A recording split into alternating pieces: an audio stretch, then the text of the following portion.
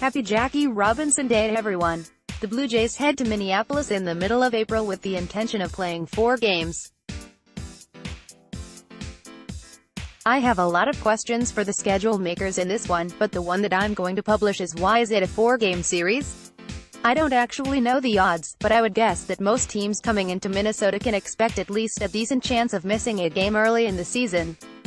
Why would you make a team that is only coming once come in early in the season without an off day at the end of the set? Anyway, the Jays and Twins play a 4-game set this week, likely in front of hundreds of Jays fans that made the trek down from Manitoba and Saskatchewan. It's only 1,450 kilometers from Saskatoon to Target Field, our closest MLB park. Tonight's game gets underway at 7:40 Eastern Time. Blue Jays starter number 42 gets the start for the Blue Jays.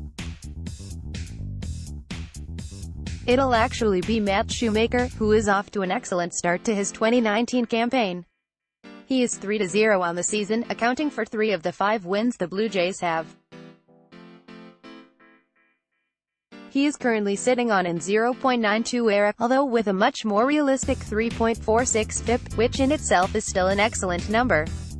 In his 19.2 innings this year, Shoemaker has allowed just a pair of solo home runs and 2 unearned runs, while walking 5 and striking out 19.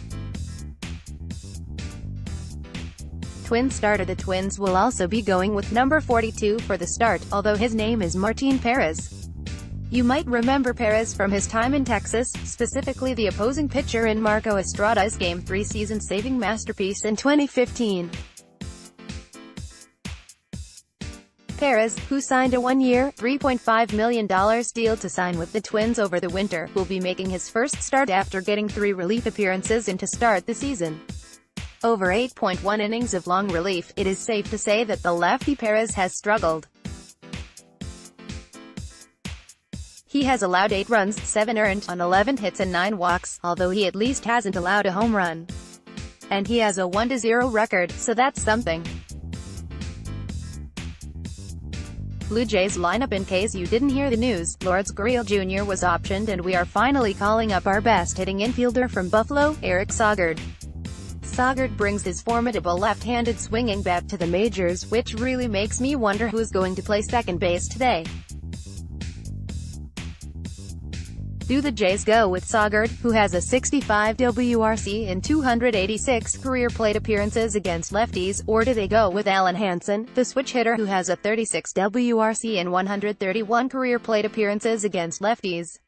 Remember, 100 WRC is league average, and less is not better. With Shoemaker on the mound, look for Luke Miley to be doing the catching. Twins lineup. The Twins' big off-season addition was the signing of Nelson Cruz, who is off to a great start for them. Cruz is hitting .320, .485, .520, good enough for a 176 WRC. He has hit just 1 home run thus far, although he has been limited to just 33 plate appearances because the Twins have played 5 of their 12 games in National League parks, and Cruz isn't fit for the outfield. The Twins did have 3 other relatively big off-season additions to their lineup as well. Jonathan Scoop takes over the long-held Brian Dozier position, and has a 118 WRC in the early going. C.J. Cron, who had a big year in Tampa last season but was still let go and went to the Twins on waivers, is not doing very well thus far with just a 64 WRC. And late off-season signing Marvin Gonzalez has an even worse 7 WRC in the early going, taking playing time away from the great Willians Astudillo, who should be getting a lot more playing time than he is so far. Yesterday's heroes Marcell Ozuna went 2-5 with a pair of home runs yesterday, driving in 4. That's good enough for the Monster Bat Award, as he helped lead his Cardinals to the 9-5 win over the Reds. German Mark has enjoyed the friendly confines and friendly batting order of the host Giants, as he carved through their lineup, surrendering just a 7th-inning single to Evan Longoria and 6th-inning beanball to Kevin Pillar in his complete game shutout. This is easily enough for the Pitcher of the Day award in the Rockies' 4-0 win. David Price threw 7 shutout innings in what was a 1-0 game most of the time he was in there, which does wonderful things for your WPA. Price's WPA king total of 0.480 helped the Red Sox beat the Orioles 4-0. Find the link between Perez and Cole Hamels. Stats are courtesy of Fangraphs.